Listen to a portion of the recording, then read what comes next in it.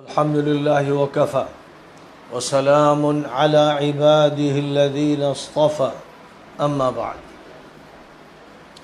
بزرگان محترم، مدارس اور مکاتب اسلامیہ کے ذمہ داران گرامی، آج کل یو پی میں مدارس کے سروے کا ایک سلسلہ شروع کیا گیا ہے. اتراکھنڈ میں بھی اس کا آغاز کیا جا رہا ہے، اور اس سے پہلے آسام میں جو کارروائیاں ہوئیں وہ سب کے سامنے آئیں. یہ بات دھیرے دھیرے پورے ملک میں ہوگی. جو کچھ ہو رہا ہے اسے سمجھنے کی ضرورت ہے، اور اس کے سلسلے میں کیا موقف ہونا چاہیے اس سے بھی واقف ہونا ضروری ہے. لیکن ہمیشہ ہمیں اپنے ماضی سے سبق لینا چاہیے اور مستقبل کے لیے لاہ عمل بنانا چاہیے. جب آپ ماضی کی طرف پلٹیں گے تو آپ دیکھیں گے کہ اس ملک میں انگریزوں کا جب غلبہ ہوا 1803 میں دلی پر ان کی حکومت قائم ہو گئی، اور اس سے پہلے 1757 میں بنگال ان کے ہاتھ میں گیا، اور 1799 میں میسور کرناٹک ان کے ہاتھ میں گیا، اور دلی پر وہ غالب ہوئے تو پورا ملک ان کے ہاتھ میں چلا گیا. اور جو کچھ انہوں نے کیا وہ صرف یہ نہیں کیا کہ مسلمانوں سے ملک چھین لیا، بلکہ مسلمانوں کے تشخص پر انہوں نے پے بپے حملے کیے. ان کے مذہب پر حملے کیے، ان کے عقیدے پر حملے کیے، ان کے تعلیمی نظام پر حملے کیے، ان کے عدالتی نظام پر حملے کیے. اور صرف یہ نہیں کہ انہوں نے یہ حملے کیے، بلکہ جہاں تک تعلق ہے مسلمانوں کا، لاکھوں کی تعداد میں ان کو شہید کیا. اور خاص طور پر مدرسوں کو اور جو دارالقضاء تھے ان کو نشانہ بنایا گیا. جتنے بھی دارالقضاء تھے، یعنی اسلامی عدالتیں تھیں، ان کا خاتمہ کر دیا گیا، اور مدارس کا بڑے پیمانے پر خاتمہ کیا گیا. ظاہر ہے کہ مدارس کے خاتمے کے بعد ہی پھر مجبوراً مولانا محمد قاسم نانوتوی رحمۃ اللہ علیہ نے یہ طے کیا کہ عوام کے چندے سے اب ایک مدرسے کا آغاز کیا جائے. حکومت کی سرپرستی میں اور اہل ثروت کی سرپرستی میں جو مدارس چل رہے تھے اور ہزاروں کی تعداد میں چل رہے تھے، ان کا خاتمہ کر دیا گیا. پھر جاتے جاتے انگریزوں نے جو لعنت چھوڑی، ملک کو تقسیم کیا، اس کے ٹکڑے کیے، دل و دماغ کو پھاڑ کے رکھ دیا. اس کے نتیجے میں وہ علاقے جہاں سے مسلمانوں نے بہت بڑی تعداد میں ہجرت کی یا ان کو مرتد بنا دیا گیا یا شہید کر دیا گیا، وہاں ہزاروں مدرسے ختم کر دیے گئے. پنجاب کی سرزمین پر ہزار مدرسے تھے. مولانا حسین احمد مدنی رحمۃ اللہ علیہ کی نقش حیات کو، اور مولانا محمد میاں صاحب رحمۃ اللہ علیہ کی ہندوستان کے علماء ہند کے شاندار ماضی کو پڑھیے، اور دیگر جو کتابیں بھی مجاہدین آزادی پر لکھی گئی ہیں اور جہاد حریت پر لکھی گئی ہیں، ان کتابوں کا مطالعہ کیجیے. اور خاص طور پر جو تمدنی زندگی تھی، جو معاشی صورتحال تھی، جو تعلیمی مسلمانوں کی حالت تھی، جس طرح اس کا زوال ہوا ہے، جس طرح اس کا خاتمہ کیا گیا، جس بے دردی سے مسجدیں تباہ کر دی گئیں، مدرسے ختم کر دیے گئے، اور دارالقضاء اور اسلامی عدالتوں کا خاتمہ کر دیا گیا، یعنی اسلامی تشخص کی کوئی چیز باقی نہیں چھوڑی گئی. ظاہر ہے کہ اسلامی شریعت میں سے مسلم پرسن اللہ کے نام پر چند چھچڑے دے دیے گئے، یعنی خاندان کے چند مسائل. شریعت تو اتنی وسیع و عریض ہے کہ پوری زندگی کو کا احاطہ کرتی ہے. اس میں سے صرف ایک چھوٹا سا حصہ جو فیملی لائف سے متعلق ہے وہ دے دیا گیا کہ لو بھائی یہ تمہاری شریعت ہے، اور اس پر مسلمان قانے ہو گئے. یعنی صورتحال یہ رہی کہ مقابلہ انہوں نے انگریزوں سے کیا اور شکست کھاتے رہے، لیکن اس مقابلے میں ان کے تشخص پر جو پے بپے حملے ہوئے، ان کے اداروں کا جس طرح خاتمہ ہوا، ان اداروں کو وجود میں لانے کے لیے ظاہر ہے کہ یہ کوشش بہرحال شروع کی گئی کہ ہم اب عوامی چندے سے اپنے ادارے چلائیں گے اور دھیرے دھیرے عوام میں شعور کو بیدار کریں گے، اور اس میں کوئی شک نہیں کہ یہ محنت کامیاب ہوئی، اور اس میں خاص طور پر مولانا محمد قاسم نانوتوی رحمۃ اللہ علیہ کا بہت بڑا کردار ہے۔ اللہ تعالیٰ نے ان کے دل میں ایک بات ڈالی اور ان کے ذریعے سے ایک ایسا ادارہ وجود میں آیا، پھر جس کی شاخیں پھیلتی گئیں، اور اسی کے بعد پھر جو اور ادارے جہاں جہاں وجود میں آئے ان کی بھی شاخیں وجود میں آتی چلی گئیں اور ادارے پھیلتے چلے گئے، غرض کے متبادل فراہم کیا گیا۔ اس کے بعد اس ملک میں نظام جن کے ہاتھوں میں دیا گیا وہ بھی در حقیقت اپنے دلوں کی تہ میں مسلم دشمنی کے ہی علم بردار تھے، اور انہوں نے مسلمانوں کے تشخص کو مٹانے کے لیے، ان کے پرسنل لا کو بھی ختم کرنے کے لیے، اور ان کے مدارس کو کمزور کرنے کے لیے، اور ان کی زبان کو ان سے چھیننے کے لیے، اور ان کی ثقافت کو ختم کر دینے کے لیے ہر ترکیب اختیار کی، سیاسی اعتبار سے، معاشی اعتبار سے، اور ابلاغ کے دائرے میں، ثقافت کے میدان میں انہوں نے ہر جگہ مسلمانوں کو زخم پہنچائی، چوٹ لگائی، زخمی کر دیا۔ جو ادارے پہلے سے بنے ہوئے تھے ان کو بھی مجروح کر دیا، مسلم یونیورسٹی علی گڑھ ہو یا جامعہ ملیہ ہو، ان اداروں کے ساتھ بھی جو حشر کیا گیا اور جس طرح سے ان کے تشخص کو مٹانے کے لیے ہر کرتب کیا گیا، ہر چالاکی اختیار کی گئی، وہ سب کے سامنے۔ آج کی جو صورتحال ہے، اس صورتحال میں ظاہر ہے کہ منصوبہ تو بہت وسیع ہے، بہت دور رس ہے، اور اس سے پہلے جو منصوبے بنائے گئے اور ان پر جس طرح عمل کیا گیا، آج کے جو حالات ہیں ان میں منصوبے پر اس طرح عمل ہونے کے الحمدللہ امکانات ابھی نہیں موجود ہیں۔ مسلمانوں کو اس وقت بھی دانش مندی کا ثبوت دینا چاہیے تھا جس میں ہم یہ جانتے ہیں کہ کچھ کوتاہیاں ہوئیں ہماری طرف سے، ہمیں جس طرح ثقافت کا مقابلہ ثقافت سے، اور میڈیا کا مقابلہ میڈیا سے، اور سیاست کا مقابلہ سیاست سے، اور اسی طرح ہر میدان میں جس راستے سے ہم پر حملہ ہو رہا ہے اسی راستے سے ہمیں اس کا مقابلہ کرنا چاہیے تھا۔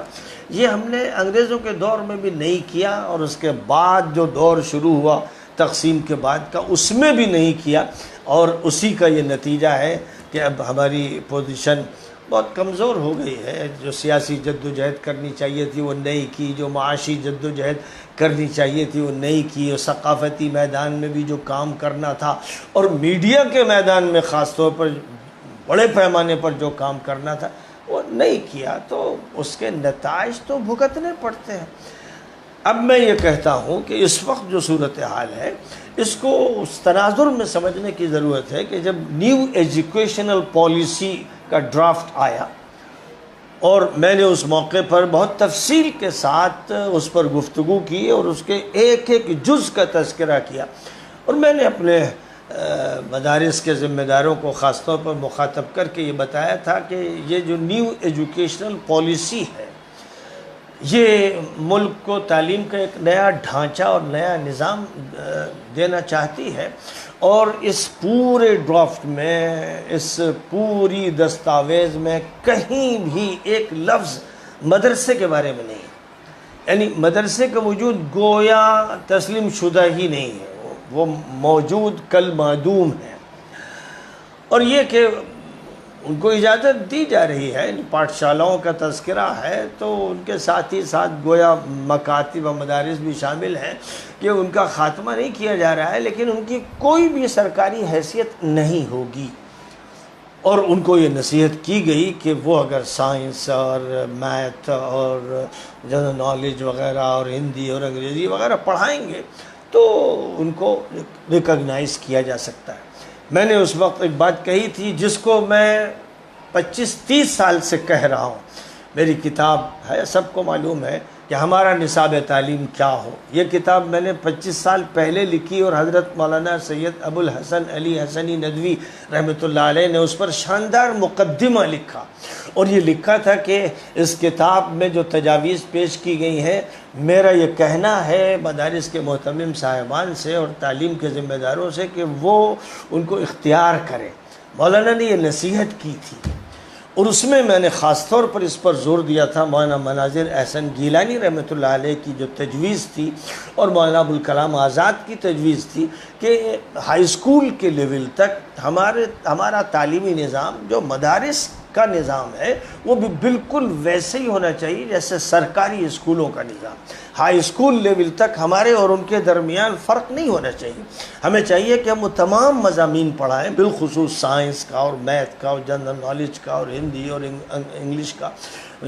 جو مضمون ہے اسے پڑھائیں، اہتمام سے پڑھائیں، ساتھ ہی ساتھ پورے اہتمام کے ساتھ قرآن پڑھائیں، اردو پڑھائیں، دینیات پڑھائیں،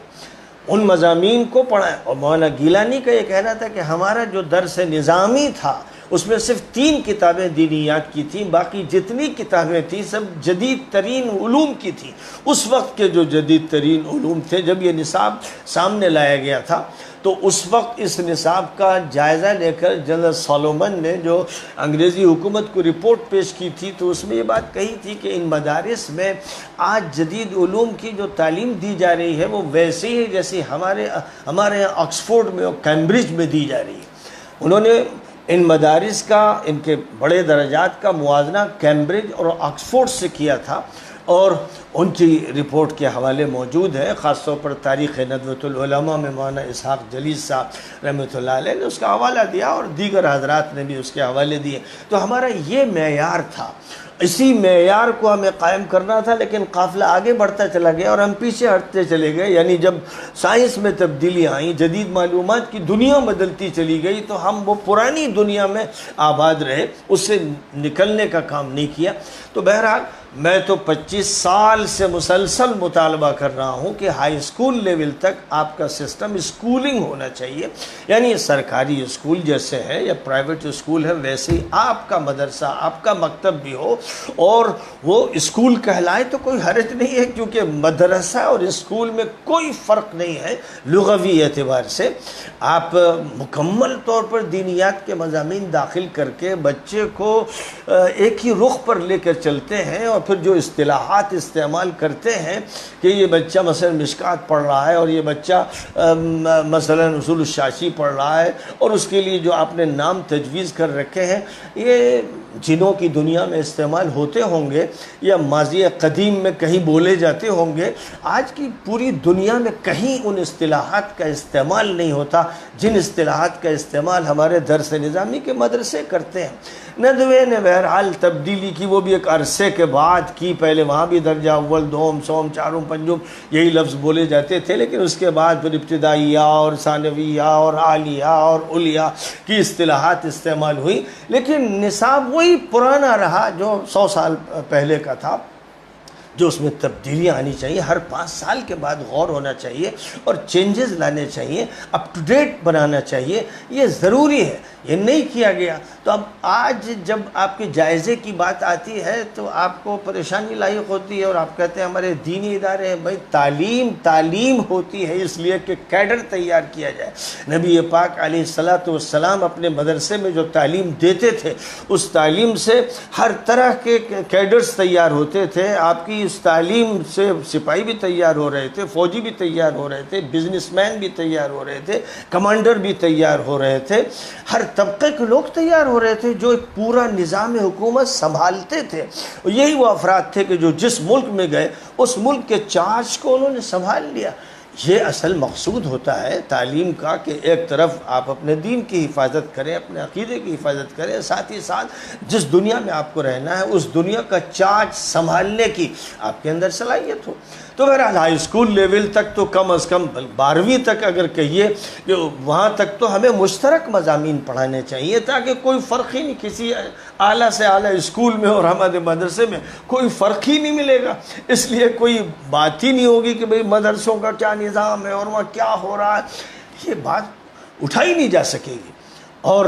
ایک ہی لیول ہوگا تعلیم کا، بلکہ ہمارا بہتر ہوگا، کیونکہ ہم زیادہ محنت کریں گے، اچھی طرح سے پڑھائیں گے، ہمارا طالب علم اچھی انگریزی بولے گا، اچھی ہندی بولے گا، ہمارا طالب علم میتھ اچھی طرح جانے گا، سائنس کا اچھی طرح سے ماہر ہوگا، ہمارے یہاں لیبورٹریز ہوں گی، اور اسی کے ساتھ اب اس کے بعد پھر وہ کسی فیکلٹی میں جا سکتا ہے. آپ اس کو لا فیکلٹی میں لے جائیں، میڈیکل فیکلٹی میں لے جائیں، آپ اس کو سائنس کی فیکلٹی میں لے جائیں، کسی بھی فیکلٹی میں لے جائیں، اس کے اندر وہ صلاحیت پیدا ہو گئی ہے کہ اب اس کے بعد وہ کسی فیکلٹی میں جا سکتا ہے. آج جو علی گڑھ مسلم یونیورسٹی میں برج کورس چل رہا ہے کہ مدرسے والوں کو پل پار کرایا جائے اور اس کے بعد ان کو کسی فیکلٹی کے قابل بنایا جائے، یہ سب نوبت نہ آتی اگر بات مولانا ابوالکلام آزاد کی مان لی جاتی، مولانا مناظر احسن گیلانی کی مان لی جاتی، اور بعد کے دور میں اس عاجز اور فقیر کی بات مان لی جاتی، کچھ دھیان دیا جاتا، اور ادھر ادھر کی جو باتیں ہیں فضول بکواس باتیں اور فتوے بازیاں ان مولویوں کی کہ جن کا کام صرف فتنہ پیدا کرنا ہے، اگر اس سے لوگ نکلتے اس کیچڑ و دلدل سے تو یہ نوبت نہ آتی. بہرحال اب جو میرا اصل جو موضوع ہے وہ یہ،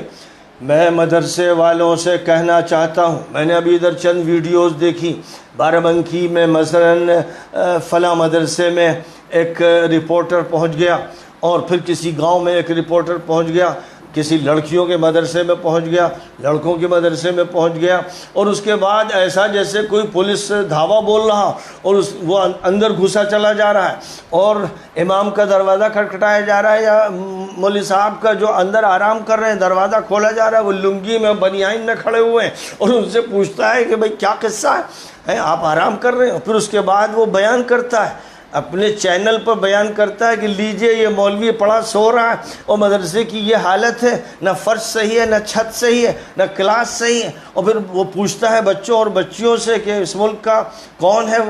وزیر اعظم، تو بتا نہیں پاتے، یا پوچھتے ہیں کہ اس یو پی کا وزیر اعلیٰ کون ہے، تو کہتے ہیں مودی ہے. یعنی غرض کے موٹی موٹی معلومات بھی ان کو حاصل نہیں ہیں. ظاہر ہے کہ ان سے سائنس کی کوئی بات نہیں پوچھی جا رہی، میتھ کی بات نہیں پوچھی جا رہی، ایک موٹی سی بات اس سے بھی واقف نہیں ہے. اسی طرح استادوں سے سوال کیے جاتے ہیں تو وہ کہتے ہیں ہمیں کچھ نہیں معلوم کہ اس کو مانیتا حاصل ہے کہ نہیں حاصل، ہم تو 3 مہینے سے، ہم تو 1 مہینے سے. مذاق اڑوایا جا رہا ہے. میرا یہ کہنا ہے کہ چینل کے یا کسی بھی اخبار کے کسی رپورٹر کو مدرسے کے اندر گھسنے مت دو. اپنی ذلت کرواتے ہو، کہہ دو کہ باہر رہ،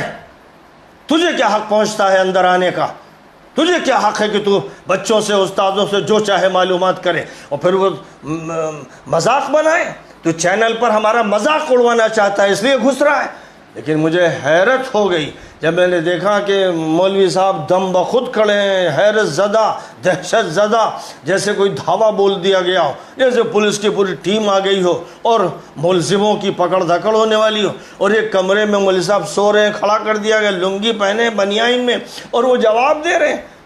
انا للہ و انا الیہ راجعون. تمام لڑکوں سے کہہ دیجئے، ملازموں سے کہہ دیجئے کہ کوئی بھی گیٹ کے اندر گھس نہیں سکے گا، اور اگر یہ معلوم ہو جائے کہ یہ رپورٹر ہے کسی ٹیلی ویژن کا، کسی چینل کا، کسی اخبار کا، تو ہرگز اس کو قدم رکھنے کی اجازت نہیں. جو سرکار کی ٹیم ہے جس کو آ کر معلومات کرنی ہے، فارم بھروانا ہے، بس وہ آ سکتے ہیں. جب ان سے بات ہوگی تو بھی میڈیا کا کوئی شخص نہیں آئے گا. ان سے صاف کہہ دیا جائے گا کہ جو معلومات آپ کو حاصل کرنی ہے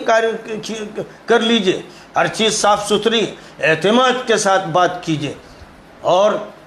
جو حالت ہے مدرسے کی وہ بتائیے، کوئی بات مخفی مت رکھیے، اور مطالبہ کیجئے کھل کر. حکومت سے کہیے کہ آپ ہمارے مدرسے کے لیے ہندی کا ٹیچر دیجئے، انگلش کا ٹیچر دیجئے، سائنس کا ٹیچر دیجئے، میتھ کا ٹیچر دیجئے. آپ ہمارے یہاں ماڈرنائزیشن کے لیے کچھ خرچ کیجئے. یہ کہا جائے ان سے کہا جائے کہ کچھ شرم کرو کہ تم نہ ہماری بلڈنگ بنواتے ہو، نہ ہماری تنخواہ دیتے ہو، نہ ہماری مدد کرتے ہو، اور پوچھنے کے لیے چلے آئے. تم مذاق اڑانا چاہتے ہو، ہمیں بدنام کرنا چاہتے ہو. ہم تمہیں منظور نہیں کرتے. تم صحیح باتیں حاصل کرنا چاہتے ہو، معلومات حاصل کرنا چاہتے ہو، کوئی حرج نہیں. معلوم ہے کہ جب وہ یہ کہتے ہیں کہ اپنے اسکولوں کی اور اپنے پاٹھ شالاؤں کی معلومات کیوں نہیں لیتے، وہ سب ان کو حاصل ہے، وہ ان سے خوش ہیں، وہ چاہتے ہیں اسی طرز کو عام کرنا، وہ آپ کو صرف ٹارگٹ بنانا چاہتے ہیں۔ اس لیے یہ جو باتیں جمعیت العلماء کے لوگ کر رہے ہیں، کچھ اور لوگ کر رہے ہیں کہ صاحب یہ طریقہ صحیح نہیں ہے اور یہ یوں ہے اور ہم نے تو آزادی ملک کے لیے بڑی محنتیں کی ہیں، تو مذاق اڑواتے ہیں اپنا۔ یہ آپ سے کون سوال کر رہا ہے کہ ملک کے لیے آپ نے کیا کیا اور کتنی جانیں گنوائیں؟ یہ سوال آپ سے نہیں ہو رہا ہے۔ سوال یہ ہو رہا ہے کہ آپ کا تعلیمی نظام کیا ہے، آپ کا کورس کیا ہے، آپ کی فنڈنگ کس طرح ہوتی ہے، اور ہر چیز ٹھیک ہے کہ نہیں۔ تو آپ ان سے کہیے کہ ٹھیک نہیں ہے،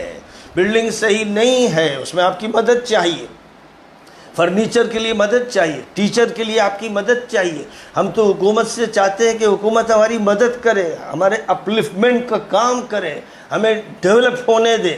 یہ ان سے مطالبات رکھیے اور اپنی بات جو ہے وہ صاف کہیے کہ ہاں ہمارا یہ ادارہ ہے، اس طرح ہم چلا رہے ہیں۔ لیکن ساتھ ہی ساتھ پھر کہتا ہوں، ہائی اسکول تک مدرسوں کو اسکول بنائیے۔ مولانا مناظر احسن گیلانی، مولانا ابوالکلام آزاد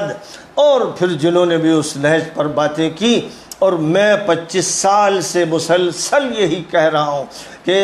یہی مطلوب ہے۔ درس نظامی جس وقت جاری کیا گیا وہ اپ ٹو ڈیٹ ترین نظام تھا اور نصاب تھا، اور اس میں دینیات کی بنیادی طور پر 3 کتابیں تھیں، ایک قرآنیات سے متعلق، ایک حدیث سے متعلق، ایک فقہ سے متعلق، اور پھر وہ اسی طرح آگے بڑھتی جاتی تھی۔ باقی 36 کتابیں جدید علوم کی تھیں،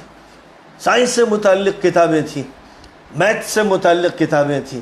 علم فلک سے متعلق کتابیں تھیں، اور دیگر جو علوم ہیں ان سے متعلق کتابیں تھیں۔ ہر مدرسے میں میڈیکل سائنس پڑھائی جاتی تھی، فلکیات کا علم بھی پڑھایا جاتا تھا، اور ہر مدرسے میں حکمت کے نام سے سائنسز پڑھائی جاتی تھی۔ تو آپ تو خود اپنے کو پیچھے کرتے ہیں اور اپنے اسلاف کو سمجھنے کی صلاحیت کھو چکے ہیں، اور نبی پاک علیہ السلام کا مدرسہ جو ہمارے لیے نمونہ ہے، اگر اس مدرسے کو قائم کر دیا جائے تو دوبارہ ابو بکر و عمر و عثمان و علی کے وہ شاگرد سامنے آئیں گے جو دنیا کو حیران کر دیں گے، اور پھر فتوحات کریں گے اور پھر غالب آئیں گے۔ اس ضرورت ہے کہ منہج نبوی کو پھر سے زندہ کر دیا جائے، اور حکومت کی آنکھوں میں آنکھیں ڈال کر بات کی جائے، اور جو رپورٹر ہیں بدنام کرنے والے ذلیل، ان کو گھسنے نہ دیا جائے۔ یہ جو صرف کمزوریوں کو دیکھنا چاہتے ہیں، گھر میں گھستے ہیں کسی کے تو سنڈاس میں جاتے ہیں، یہ چور، یہ گندے ناپاک لوگ، اور پھر اس کو بدنام کرتے ہیں، ان کو تو گھسنے نہ دیں، اور ممنوع قرار دے دیں گے۔ کوئی مدرس، کوئی طالب علم ان سے بات نہیں کرے گا اور کہہ دے گا ہمیں گھن آتی ہے آپ سے، ہمیں آپ سے گھن آتی ہے، ہم سے بات نہ کیجیے، اس لیے کہ آپ کے منہ سے بدبو آ رہی ہے بدتمیزی کی، اور یہ کہ آپ شرارت کے لیے آئے ہیں، معلومات کے لیے نہیں۔ بس، وآخر دعوانا ان الحمدللہ رب العالمین۔